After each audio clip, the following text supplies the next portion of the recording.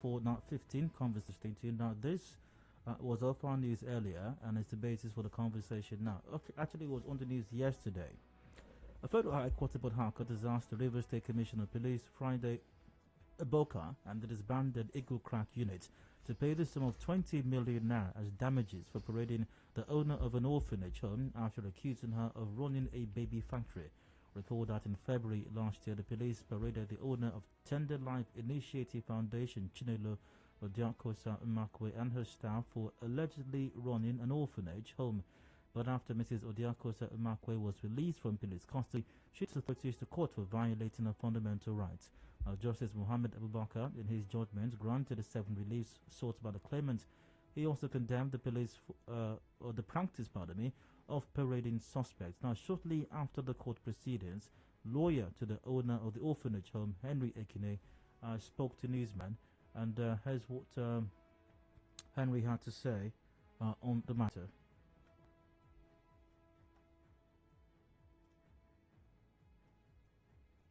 All 7 prayers were granted to the effect that the court declared that arrest and detention as illegal and a violation of their fundamental rights. The court declared the public parading of the arrestee as also a violation of the fundamental rights of those citizens. Again, a declaration was made to the effect that their dignity was actually being violated. A court holds that the right of a citizen has been violated. What follows almost automatically is award of damages and compensation. And then that was also granted the applicants to the tune of about 20 million naira. Mr. Ekine commended the court for standing up to protect the rights of citizens, but expressed worry about how difficult it will be to enforce the judgment of court, especially when it concerns the police. On her part, the owner of the Tender Life Initiative Foundation, Chinelo, Odioakosa-Mmakwe, in an interview with newsmen, said the judgment has vindicated her. We're excited that we still have a justice system in Nigeria that is responsive to the needs of the common man. For me, it's like I've been vindicated and all the character assassination has been upturned. I'm so passionate about my dream to help a lot more young women to get help, irrespective of their sexual status. It's a good one for me and for the development sector in general. Joining me right now for this conversation as to how all of this started, where we are at now, whether justice has been fully served, is the owner of Tender Life Initiative Foundation, Chinelo Odioakosa-Mmakwe. Chinelo, good evening to you. You're welcome to Hard Facts. Good evening, Dayo. Nice to be here. Thank you. Yeah, nice to finally meet you, because when this matter first broke, I know I talked about it. I interviewed your lawyer, Ekine, on the matter. Did express some thoughts about it as well. First, I'd like to say congratulations to you. Thank you very much. How do you feel now? Well, I feel really refreshed and really just satisfied. That's something at least is working in Nigeria. That's all you feel? You don't feel any anger? You don't feel any pain? No disappointment? You don't feel any of that? No, probably because of my values. I really don't like keeping hurt for so long. It can get hurtful as well. It was painful at the time, but with renewing of my mind and all of that, and going to court wasn't really even because I want to get even, but because I had a name to protect. The Bible says a good name is better than gold and silver. So that was one motivation for me going to court. Yeah, we'll come back to the court matter and the aftermath in a moment. But at that time, when you were arrested, when you were paraded, when you were being brandished as a baby seller, how did it feel for you at that time? What was that experience like? Yeah, it was a very harrowing experience. I think it will be summed up under what I fear most has come upon me. Like, it was really devastating for me. I've never really been like in that kind of negative public light. It was really, really hurtful. I was asking a million questions like, where is this coming from? What have I done? Like, a lot. It was really, really painful. I'd like you to describe the day you were paraded. What that day was like, and especially how you felt as well. Okay, at the time the police approached me, I was like, oh, we really need to take you to the CP's office and just meet with some media guys. I was like, what's happening? I went to meet my lawyer at the time, not Ekine now, and she said, okay, she had talked with them. She doesn't think it will get really into that public space. I was like, okay.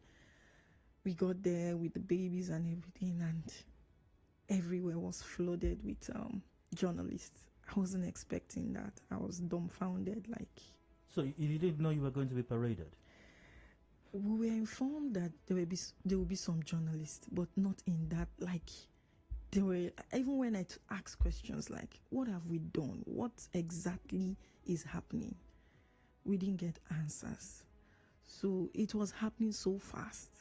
We were just told to come with all the children and get there, and I didn't know it was going to be that elaborate. It was like, so who led the parade? Was it the CP himself or some other person? No, I think it was represented that day by I think the publicity one, the PRO, the PRO, money. Exactly. And how did he describe you?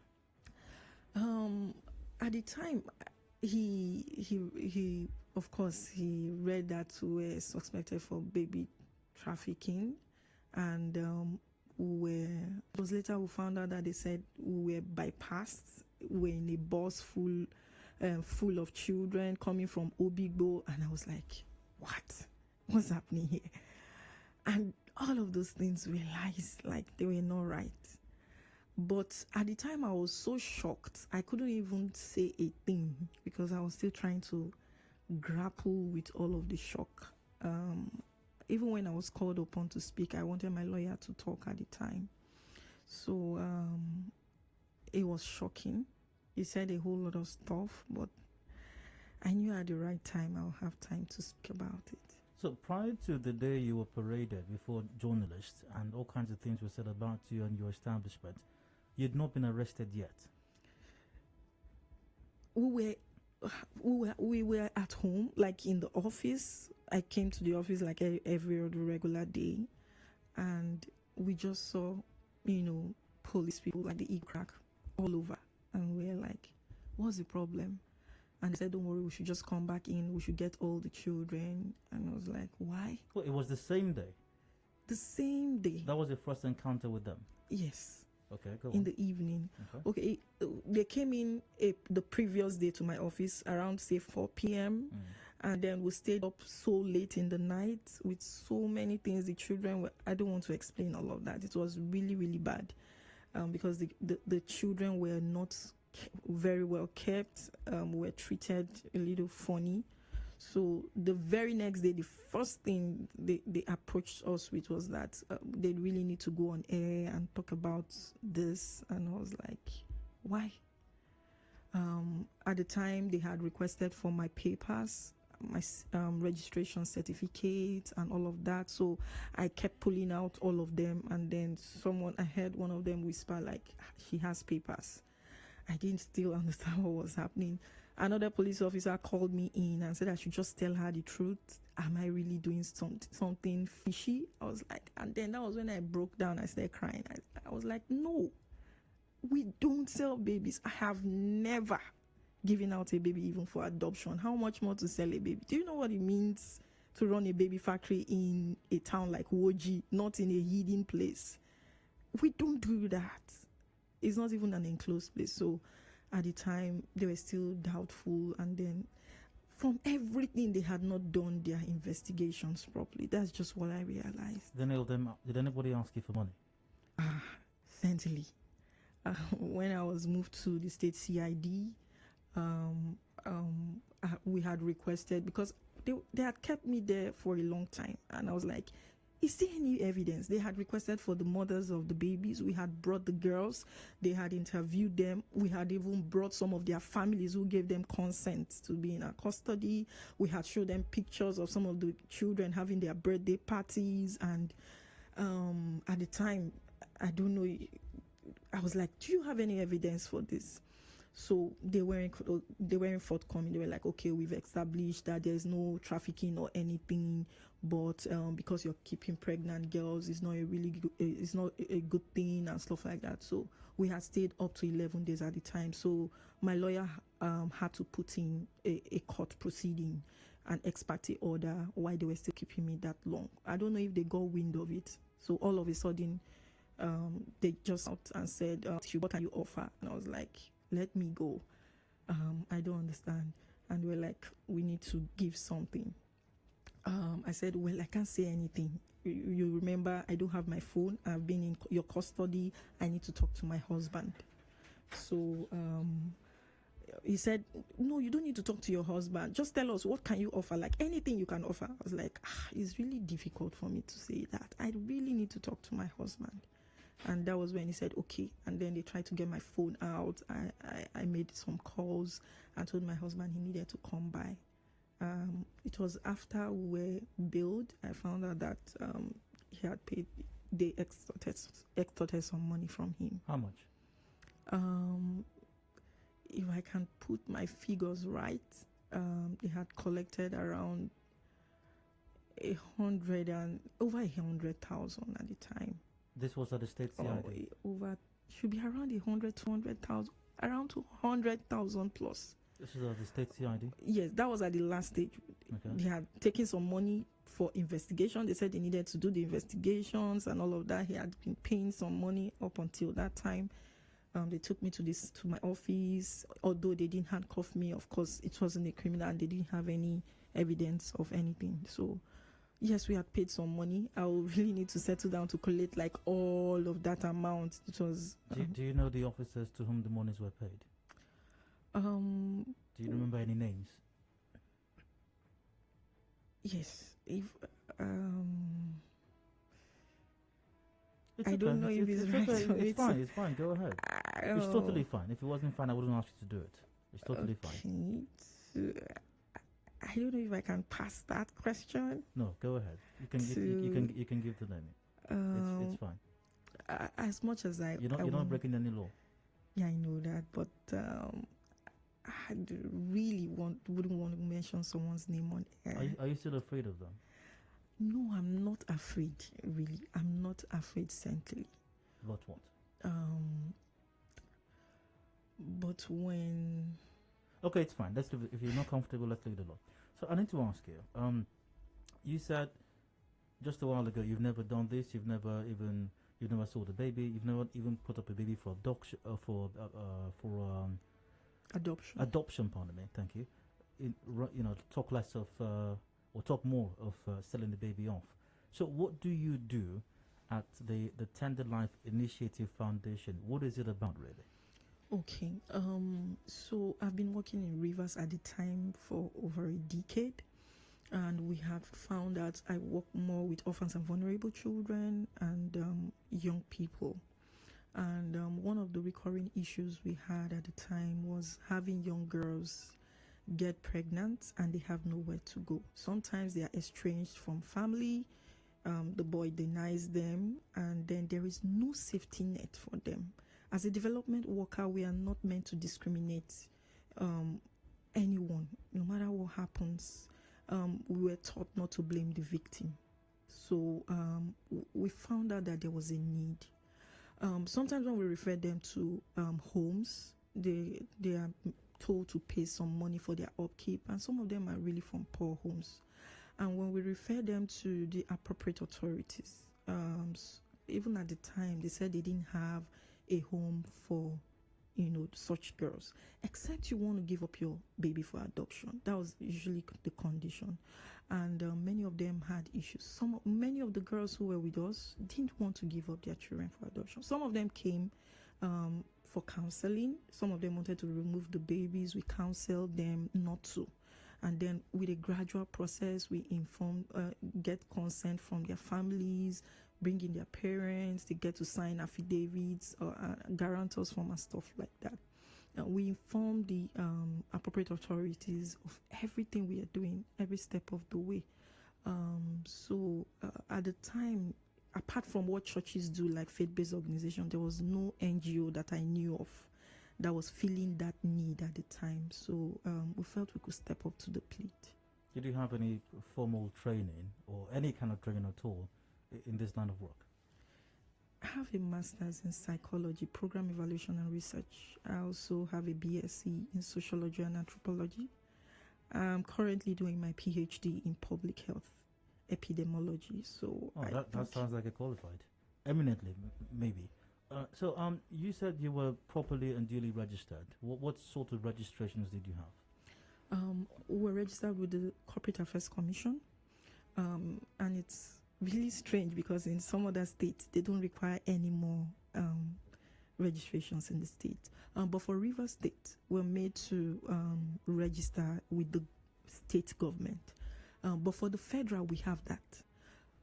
So I had approached the ministry even since 2018 when we had commenced operations. We were told to they need to observe us for at least a year before they could award us a certificate. And we're like, okay, we can do that. But we need to apply for grants. It takes money to run the home. So we're given a letter of operation, which was stated that although it's not a registration certificate, but it was a letter that we could operate in the state. And that was what we had. We're also given a recommendation letter from the Ministry of Social Welfare and Rehabilitation at the time. So we had those. That letter of operation was supposed to elapse the June after the February incident. So if we had completed a year, we would have been awarded and that certificate. And every year, we usually submit our annual report to the ministry, to the state. So they understand. They've been there for supervisory visits. They were there to inspect the home. And if there were any issues, we would have been told to stop. But none. And still the crackheads at the ECRAC team still held on to you like a criminal. In spite of all of these registrations and evidence. Yes, and when they stepped into our office, they didn't even ask any question. Are you registered or something? No, we're just bundled into the vehicle. And you were paraded? And paraded. And you don't want to know what happened during that parade. It was really... What happened? You can talk about it now. The Eboka is located in my one. Like, there's a market there. So when we're coming, it was really humiliating. People saying all manner of things from the markets. Like there was a crowd. You can't imagine all sorts we had. It was really, really embarrassing. Now, even when you were let go, as I mentioned to you a while ago before we came in the studio, when I talked about this back then and expressed some perspectives on it, I received some backlash from even someone that I know personally, who was quite close to me at the time, and I was not even directly involved in this matter. So I can't even begin to imagine what you must have gone through personally. How did this affect you after you were let go by the police, your personal life, people who you lived with or who lived around you, people who were your acquaintances or your friends or your neighbors? What was it like for you? Yeah, for my friends, I really wasn't worried about my friends or my family because they had a very deep trust for me. And where I really had challenges were even my space as a development worker. I could humbly boast if there's anything like that they had a deep trust for me. I've been working in Rivers State for over a decade, so the associations even joined suits with Tender Life that no, we are going to court because we know this lady. We've been working with her. We know what she can do and what she cannot do. So we had the associations join suit with us. So where I had issues probably were my neighbors, in the office streets. Some people who have never had contact with me, their perception, and then even when some of the girls were still coming to just to visit and say sorry for what happened, you could still see the street people saying where are you going to? Did you not hear what happened there? You better go back. So it was really embarrassing. Apart from that, so I didn't really have and it really went viral online. Oh, yes, it did. It was... You were the baby stealer. Yeah. The baby seller. And I'd done some presentations in conferences before. When you type my name, you see some of the papers and abstracts I had written in the past. But now when you go online, you see baby factory. Jesus. I was like, what's happening to me, God? So I didn't know how to go about really cleaning my name then, but I just had to go through it and seek redress in court. It is hard France 91.3 Nigeria Info Harcourt Harcourt. I'm with Chinelo Odioakosa-Mmakwe, the owner of Tender Life Initiative Foundation, who was accused of running the baby factory. The courts have vindicated her now. We'll go on a quick break. When we return, we'll be joined by her lawyer as well, Ekine, who's with the Committee for the Defense of Human Rights. And we'll take your contributions as well before 5 p.m. Do please stay tuned.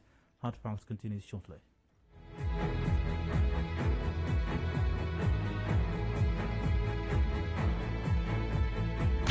We crossfire in the morning. Crossfire in the morning. Get into the midday dialogue and tell you about the hard facts, and then let's talk into the chat station. All for you on 92.3 Nigeria Info. We crossfire in the morning. Crossfire in the morning. Get into the midday dialogue and tell you about the hard facts, and then let's talk into the chat station. All for you on 92.3 Nigeria Info. We crossfire in the morning. Crossfire in the morning. Get into the midday dialogue and tell you about the hard facts, and then let's talk into the chat station. All for you on 92.3 Nigeria Info. We crossfire in the morning. Crossfire in the morning. Get into the midday dialogue and tell you about the hard facts, and then let's talk into the chat station. All for you on 92.3 Nigeria Info. We crossfire in the morning. Crossfire in the morning. Get into the midday dialogue and tell you about the hard facts, and then let's talk into the chat station. All for you on 92.3 Nigeria Info. We crossfire in the morning. Crossfire in the morning. Get into the midday dialogue and tell you about the hard facts, and then let's talk into the chat station. All for you on 92.3 Nigeria Info. We crossfire in the morning. Crossfire in the morning.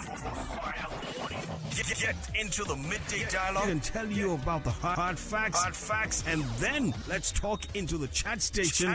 All for you on 92.3 Nigeria Info. We crossfire in the morning. Crossfire in the morning. Get into the midday dialogue and tell you about the hard facts, and then let's talk into the chat station. All for you on 92.3 Nigeria Info. We crossfire in the morning. Crossfire in the morning. Get into the midday dialogue and tell you about the hard facts, and then let's talk into the chat station. All for you on 92.3 Nigeria Info.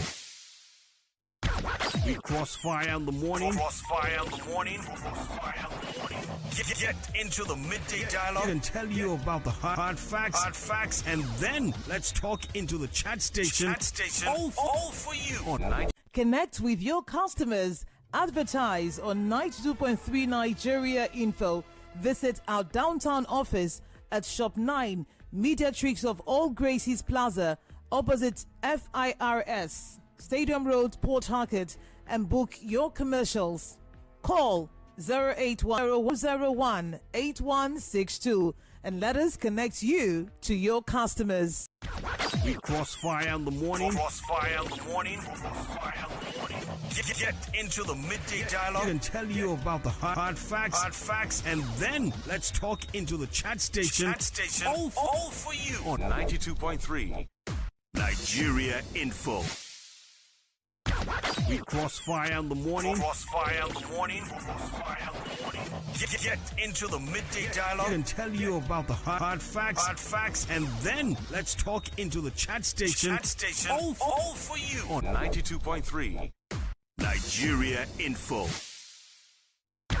We crossfire in the morning. Crossfire in the morning. Get into the midday dialogue and tell you about the hard facts, and then let's talk into the chat station. All for you on 92.3 Nigeria Info. We crossfire in the morning. Get into the midday dialogue and tell you about the hard facts, and then let's talk into the chat station. All for you on 92.3 Nigeria Info. We crossfire in the morning. Get into the midday dialogue and tell you about the hard facts, and then let's talk into the chat station. All for you on 92.3 Nigeria Info. We crossfire in the morning. Get into the midday dialogue and tell you about the hard facts, and then let's talk into the chat station. All for you on 92.3 Nigeria Info. We crossfire in the morning. Get into the midday dialogue and tell you about the hard facts, and then let's talk into the chat station. All for you on 92.3 Nigeria Info. We crossfire in the morning. Get into the midday dialogue and tell you about the hard facts, and then let's talk into the chat station. All for you on 92.3 Nigeria Info. We crossfire in the morning. Get into the midday dialogue and tell you about the hard facts, and then let's talk into the chat station. All for you on 92.3 Nigeria Info. We crossfire in the morning. Get into the midday dialogue and tell you about the hard facts, and then let's talk into the chat station. All for you on 92.3 Nigeria Info. We crossfire in the morning. Get into the midday dialogue and tell you about the hard facts, and then let's talk into the chat station. All for you on 92.3 Nigeria Info. We crossfire in the morning. Get into the midday dialogue and tell you about the hard facts, and then let's talk into the chat station. All for you on 92.3 Nigeria Info. We crossfire in the morning. Get into the midday dialogue and tell you about the hard facts, and then let's talk into the chat station.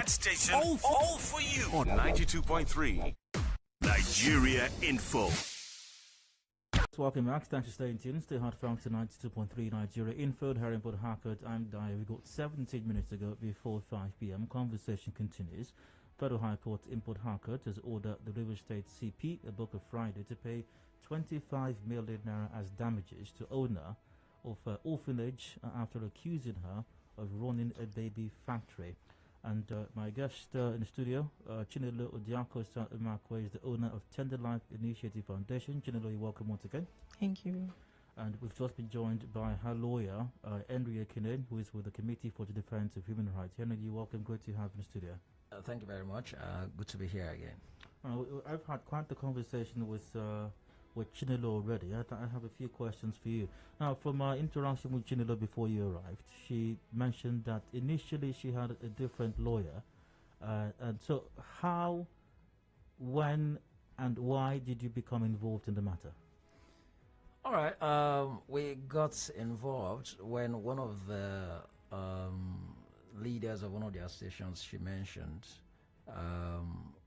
brought the other members of the other associations, and of course with her husband, and they came to us. At that time, they had already been paraded, and they were in custody. So we needed to take the initial steps to secure their liberty, and then they came to us. We started off with that. And for us, we thought that what we needed to do was, of course, to seek to enforce the fundamental rights of all of those that were detained at the time. So we took off from there and approached the court. And while we're on that, I would want to believe that by perhaps by sheer hint of information, we got them, the police, I mean, doing what was expected even earlier, and then worked on to the point that they got released, but the matter got on and went on until the day of judgment. Oh, you're aware. She said that they were fleeced, extorted. Several amounts were paid, and even the husband had to part with some amount as well in court to get her released. Are you aware of that? And did that come up in court? Well, we got that. They told us their experience while they were in custody. Remember, a number of them were in custody. And we sought to get that through our ways of getting the police to check within themselves, those who were culpable in that regard. But that really didn't come before the court for enforcement of fundamental right, because the proceeding for the enforcement of fundamental right is a generic one. It's one that is special for that purpose. So not necessarily for the prosecution of people who may have committed criminal infractions, really. You do not go by way of enforcement of fundamental rights in that regard. So if that became some element, some aspect of what transpired, there are other processes and proceedings that will be taken out for all of those, if considered that should be. So that was the reason we left that and then became focused on the enforcement of their rights at the time, which is our primary concern. And then, of course, to continue to ensure that those rights are not infringed, and then that they do not get back to them to violate their rights. I've had you in this studio several times. You've sat in this chair on a number of occasions. We've had discussions about the abuse of citizens by security officials, rights of citizens, civilians being abused constantly. Having gone to court and gotten this judgment, how does that make you feel? With all the work you put in with the CDHR, with your efforts at sensitizing people, and also the skepticism that a lot of people have when their rights are abused by the police and other such agencies, that they have to leave it in the hands of God because nothing will happen. How does this judgment make you feel, considering all of these that I've just mentioned? Well, for us in the human rights movement, each time we approach the court for the enforcement of fundamental rights of a citizen whose right has been violated, and then we get to this end, and the pronouncement of the courts, which themselves are law, just seem to us as another step to victory. And then also comes to us as a confirmation of what we advocate to citizens, that you just would have to stand up for your right and defend your right. And then the mechanisms for defending citizens' rights, the things we think we need to do when we take up this kind of space. So we're elated, we feel fulfilled, really.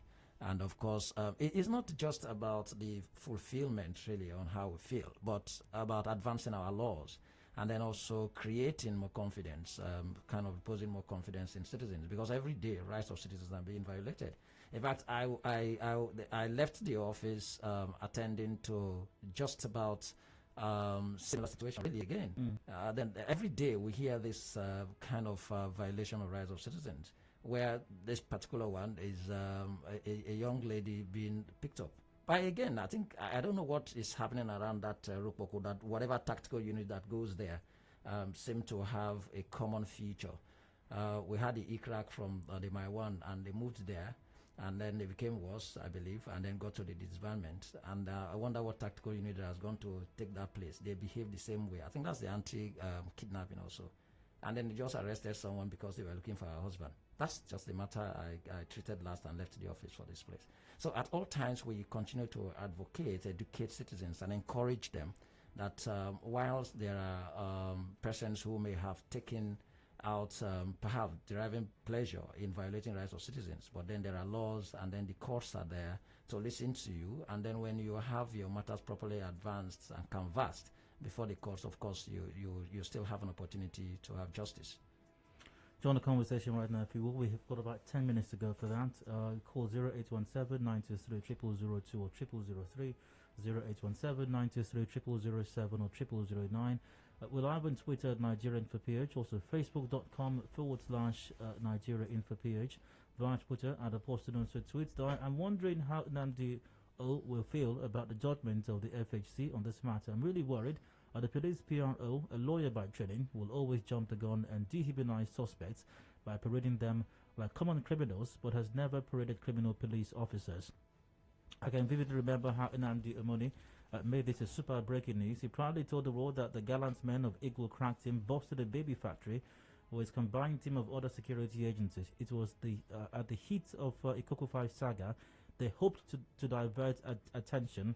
Alas, it's all lies. Madam, I'm very happy for you. You're indeed a woman of valor. The police only succeeded in making you more positively popular. I think 20 million naira is too small for what this woman suffered. The humiliation, character assassination, and traumatic experience she and her team went through is so much. We'll come to the morning in a moment. Hello, Hard Facts, welcome. Good evening. Hello, go on. My question now is, since they arrested this woman, they stand before the public and called her a woman trafficker, now that the Court of Competent Jurisdiction has justified her, then what would the police authority or national police authority do now to tell the public that the woman is innocent? All right. So, so what were the orders given by the court? I think is what the caller is concerned about. Besides the award of compensation, was there anything else the court asked the police to do? Yes, there are a number of declarations that were sought, and of course, for us, most of those declarations are to continue to place emphasis on what really the position of the laws should be, and what the police, you do not parade a suspect for whatever offense in the manner they usually would do. There have been authorities and decisions of courts in that regard. So it's just an addition to... Even the police have said it also. They just say it, and then they do it again.